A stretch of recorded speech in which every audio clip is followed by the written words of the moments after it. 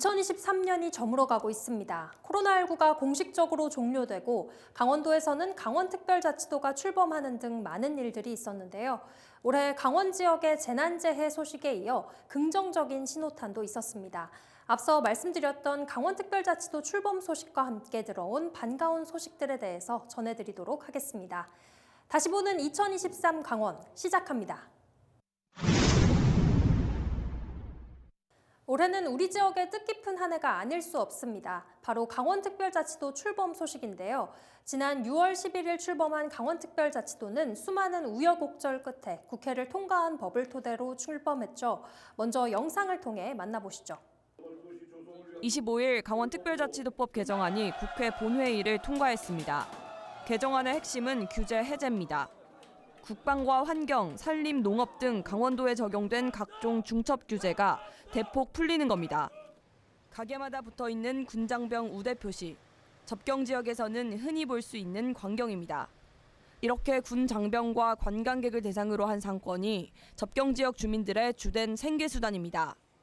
개정된 강원특별법에서 주목받는 부분 중 하나는 자유무역지역 지정에 관한 특례입니다. 국제 컨테이너 선박 정기 항로와 전용 부두 보유를 요건으로 했지만 화물역의 국제 항로와 2만 톤급 이상 자파 부두 등으로 완화된 겁니다. 우렁찬 팡파르가 강원특별자치도의 출범을 알립니다. 윤석열 대통령이 참석한 출범식을 통해 628년 동안 불렸던 강원도는 이제 강원특별자치도로 불리게 됐습니다. 하지만 아직도 많은 과제도 남겨져 있습니다. 우선 강원특별자치도 출범 과정을 전소연 기자 연결해서 들어보겠습니다. 네, 지난 5월 25일 강원특별자치도법 개정안이 국회 본회의를 통과했습니다. 국방과 환경, 산림, 농업 등 강원도에 적용된 각종 중첩 규제를 푸는 특례가 담겼는데요. 물론 아직 풀어야 할 숙제는 많지만 강원도가 개발 속도를 높일 수 있는 밑그림이 그려졌습니다. 하지만 개정안 통과에 이르기까지 과정은 순탄치 않았습니다. 개정안이 국회 행정안전위원회에 상정됐지만 당시 여야 간 대립으로 인해 행안위가 파행되면서 개정안 통과에 차질이 빚어졌습니다. 급기야 김진태 강원도지사는 개정안을 조속히 심의해달라고 요구하면서 국회 앞 천막 농성에 나서기도 했는데요. 우여곡절 끝에 본회의 하루 전에 행안위가 다시 열리면서 특별법 개정안이 국회 문턱을 넘게 됐습니다. 이렇게 어렵게 통과된 특별법은요, 조항 84개로 구성됐습니다. 당초 발의된 개정안에 비해 50개 정도가 논의 과정에서 삭제된 건데요. 강원자치도는 당시 빠진 특례와 신규 특례를 담아서 3차 개정에 나선다는 계획을 내놨습니다.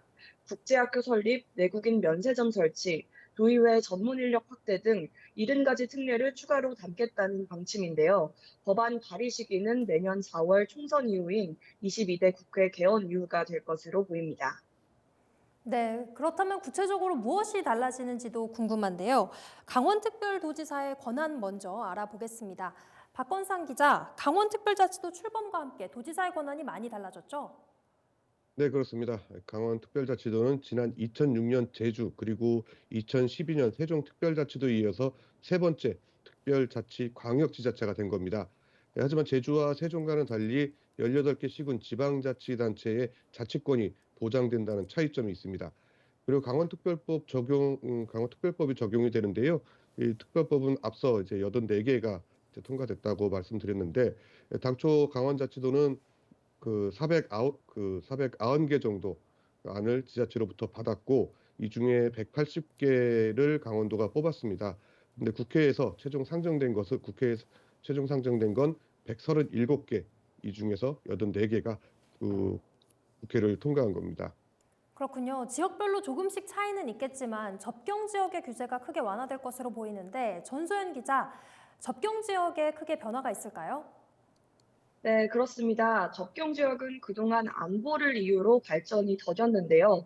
이런 접경 지역에도 특자도 출범은 희소식이 됐습니다. 접경 지역의 경우 전체 행정구역 중 절반가량이 군사시설 보호구역으로 지정돼 있습니다. 군사 관련 규제로 건물을 짓거나 토지를 개발하기가 어려웠는데 이를 해결할 법적 근거가 마련됐습니다.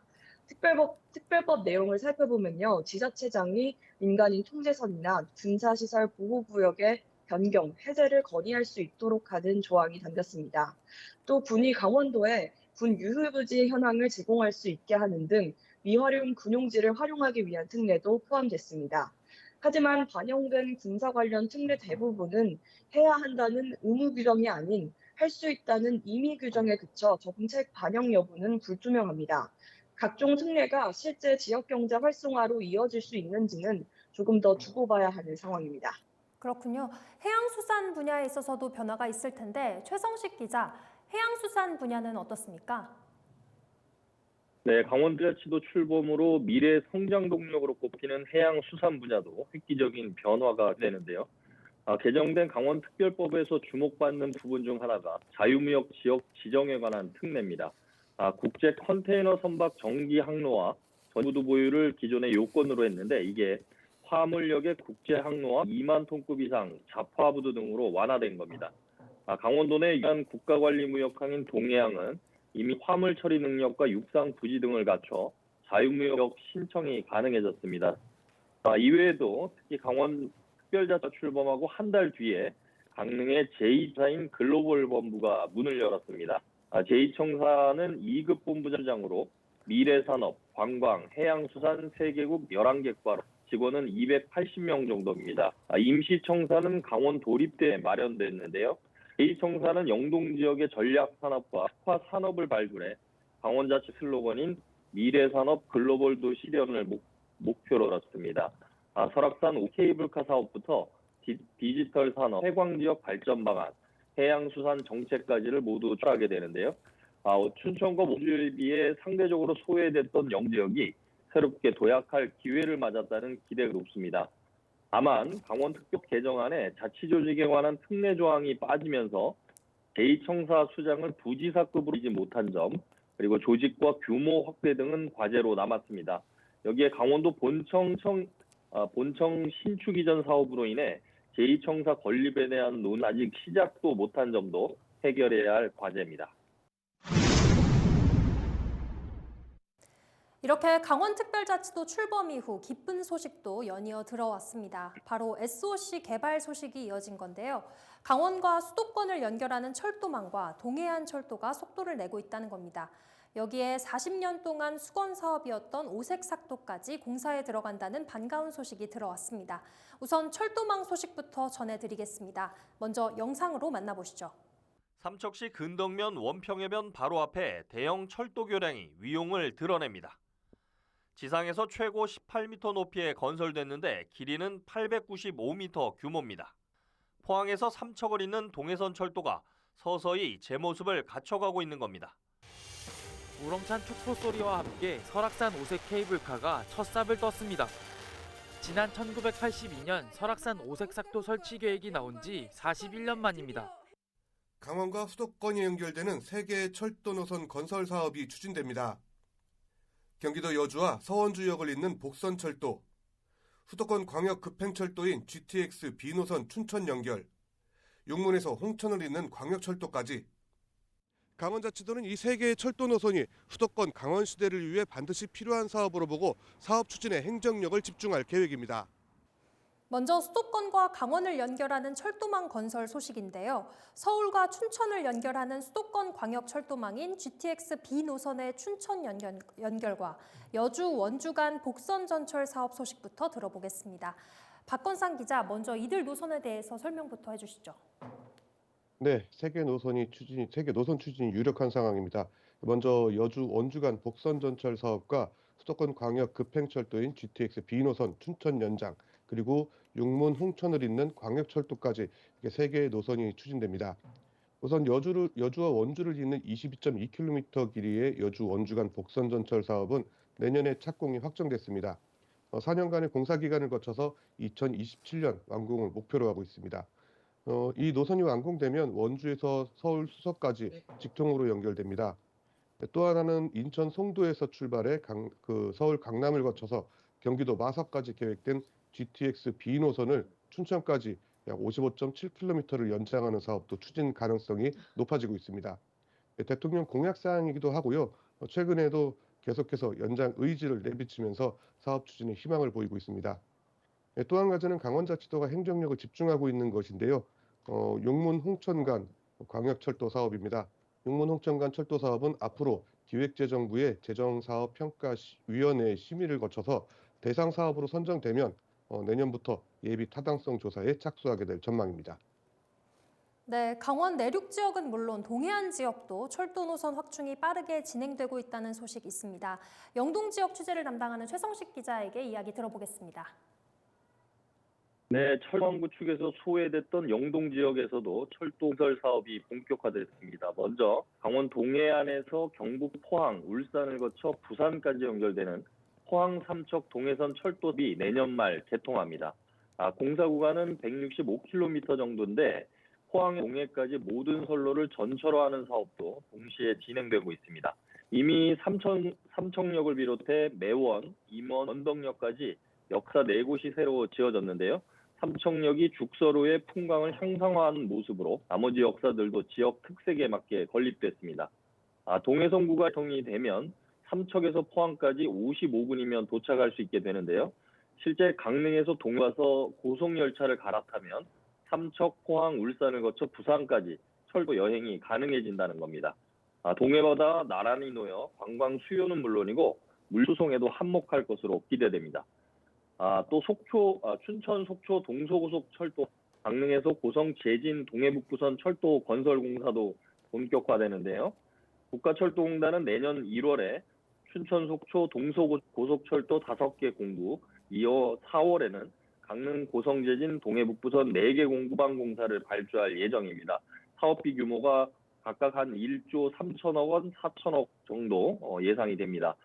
부산에서 시작한 철도가 울산과 포항을 거쳐 삼척, 동해, 강릉까지만 구축이 됐는데 동해부선 건설로 동해선 모든 구간이 연결되는 겁니다. 특히 강릉과 속초에서는 강릉선, 동서고속 철도 등과 연계되고 북한을 거쳐 시베리아 횡단철도와도 연결이 돼 동해안 지역이 철도 교통망의 거점으로 떠오를 것으로 기대가 됩니다. 네, 여기에 또 반가운 소식이 있죠. 바로 양양 지역의 설악산 오색 케이블카가 드디어 첫 삽을 떴다는 소식입니다. 이 소식도 최성식 기자가 설명해 주시죠. 네, 지역 주민들의 수건이던 설악산 오색 케이블카 사업이 우여곡절 끝에 지난달에 착공했습니다. 1982년 설악산 오색 삭도 설치 계획이 나온 지 무려 41년 만입니다. 지난달 20일 양군 오색지구에서 한덕수 국무총리와 김진태 강원특별도지사 등 각계 인사들이 축한 가운데 착공식이 떠들썩하게 펼쳐졌는데요. 설악산 오색 케이블카는 양양군 서면 오색리에서 해발 1030m, 설악산 끝청 아래까지 총 3.3km 구간에 케이블카와 전망대를 설치하는 사업입니다. 등산로를 이용할 경우 1시간 30분이 걸렸지만 새롭게 조성된 오색 케이블카를 타면 15분 만에 설악산에 오를 수 있게 되는 건데요. 강원도와 양양군은 1,170억 원을 들여 2025년까지 케이블카 건설을 완료할 계획입니다. 계속해서 반가운 소식 이어서 전해드리겠습니다. 올해 강원특별자치도 출범과 함께 다양한 신산업도 추진되고 있습니다. 바로 반도체와 수소, 연어 양식까지 다양한 신성장 동력이 만들어지고 있는 건데요. 강원자치도는 반도체 산업의 미래를 보고 공격적인 투자를 추진하고 있습니다. 먼저 영상으로 만나보시겠습니다. 춘천 의암호에 자리한 상중도. 춘천시는 의암호 호수 자원을 활용해 상중도 일원에 국가정원을 조성할 계획입니다. 동해 삼척 수소 저장 운송 클러스터가 조성되면 지역에 4,500개가 넘는 신규 일자리가 창출될 전망입니다. 또 4,100억 원의 경제 유발 효과가 기대되고 있습니다. 김 지사와 원 시장이 찾은 곳은 원주 문막에 있는 반도체 관련 기업. 올 초 원주에 입주한 이 공장은 반도체 관련 제품을 생산하는 곳으로 민선 8기 들어서 첫 번째 반도체 투자 유치 기업입니다. 푸른빛이 도는 몸체에 검은 반점이 뚜렷한 대서양 연어가 수조 속을 헤엄칩니다. 부화한 지 1년 10개월 된 어린 연어로 이제 막 바닷물에 적응하기 시작했습니다. 먼저 반도체 산업부터 보시겠습니다. 김진태 강원자치도지사의 선거 공약이었죠. 반도체 공장 유치를 선언했었는데요. 원주 지역을 중심으로 반도체 생태계 조성이 빠르게 시작되고 있습니다. 자세한 소식 취재 기자에게 들어보겠습니다. 박건상 기자, 관련 내용 설명해 주시죠. 네, 말씀하신 것처럼 김진태 도지사의 공약 중 반도체 공장 유치가 있었는데요. 올 들어 반도체 생태계 구축이 빠르게 진행되고 있습니다. 원주 불온 산단을 중심으로 이미 기업 유치가 시작됐고 반도체 교육센터도 구축되면서 인력 양성까지 이루어지고 있습니다. 원주에는 이미 반도체 소재, 부품, 장비 업체, 그러니까 소부장 업체들이 많이 들어와 있는 상황입니다. 근데 우려도 좀 있습니다. 김진태 지사의 최종 목표는 반도체 생산 공장 유치입니다. 하지만 이미 반도체 재고가 늘어나고 미국도 삼성전자 반도체 공장 유치를 희망하고 있는 상황입니다. 과연 반도체 공장이 강원 유치가 가능할지 미지수라는 겁니다. 그런데 김 지사는 이 같은 우려에 대해 하루아침에 반도체 생태계 구축이 이루어지지 않는 만큼 미래를 준비하는 마음으로 강원을 중심으로 한 반도체 기반 구축에 나서는 것이라고 말했습니다. 김 지사의 예견대로 반도체 생태계 구축과 함께 기업 유치도 함께 따라와 준다면 더할 나위 없겠죠. 그렇군요. 그러면 이번에는 동해안 권역 사업도 살펴보겠습니다. 강원도가 대서양 연어 대량 생산에 나선다는 소식인데요. 취재 기자에게 관련 내용 들어보겠습니다. 최성식 기자 설명해 주시죠. 네, 저게 연어 산업 규모가 60조 원에 달한다고 하는데요. 강원도가 급증하는 아시아 연어 시장을 선점하겠다고 합니다. 강원도 특별자치도는 지난달 21일 양양 남대천에서 강원 K연어 산업화 비전 선포식을 가졌는데요.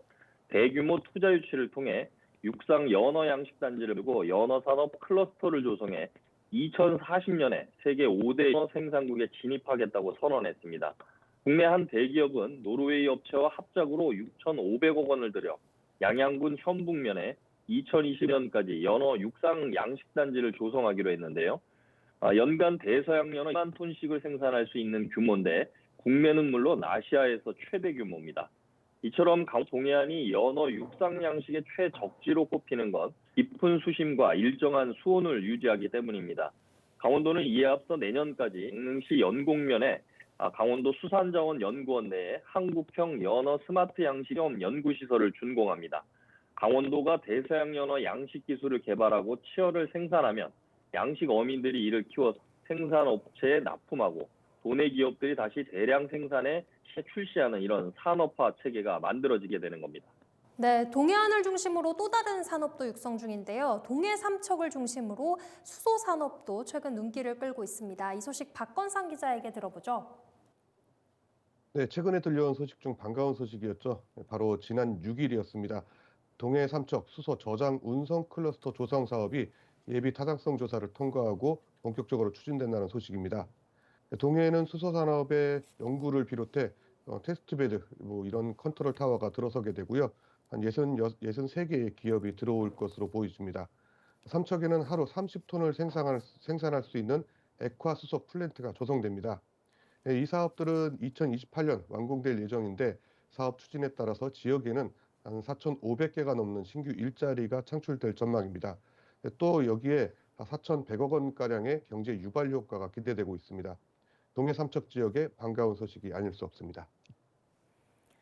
그러면 다음으로는 춘천시로 가보겠습니다. 춘천시에는 지방정원 조성이 속도를 내고 있다고요. 정승환 기자 설명해 주시죠. 네, 춘천 국가호수정원 조성 사업은 육동안 춘천시장과 허영 춘천갑 국회의원의 공약 사업이기도 한데요. 지난달 춘천시의 지방정원 조성 계획이 행안부의 중앙투자 심사를 통과하면서 내년부터는 토지보상과 설계 등에 들어갈 수 있게 됐습니다. 최근엔 이런 토지보상 절차를 진행하기 위한 허영 국회의원이 대표 발의한 토지보상법 개정안이 국회를 통과했는데요. 이로써 정원 조성을 위한 춘천시의 토지 취득 근거도 마련됐습니다. 춘천시는 우선 2027년까지 의암호 일대에 18만 제곱미터 규모의 지방정원을 조성하겠다는 계획입니다. 그 다음 정원 규모를 30만 제곱미터 이상으로 확대해 국가정원 승격을 노리겠다는 구상을 갖고 있는데요. 국가정원 조성이 완료될 경우 막대한 경제적 효과가 있을 것으로 기대하고 있습니다. 실제로 국내 1호 국가정원인 순천만 정원의 경우 올해 박람회 개최에 따른 경제적 파급 효과만 1조 6천억 원에 달한다는 분석도 있었습니다. 이렇게 정리를 해보니 올해 강원특별자치도는 특별한 행보를 보였다는 생각이 듭니다. 이제 남은 과제는 특별자치도의 성공적인 완성을 위한 정책들이 필요해 보이는데요. 무분별한 개발을 지향하고 미래 산업의 메카가 될 수 있는 강원을 기대해 보겠습니다. 시청자 여러분, 올 한 해 고생 많으셨습니다. 내년에도 행복한 한 해 되시기를 기원하겠습니다. 저희 헬로티비 뉴스도 지역의 발전과 시청자 여러분들의 알 권리 충족을 위해 더욱 열심히 뛰겠습니다. 시청해주신 여러분 고맙습니다.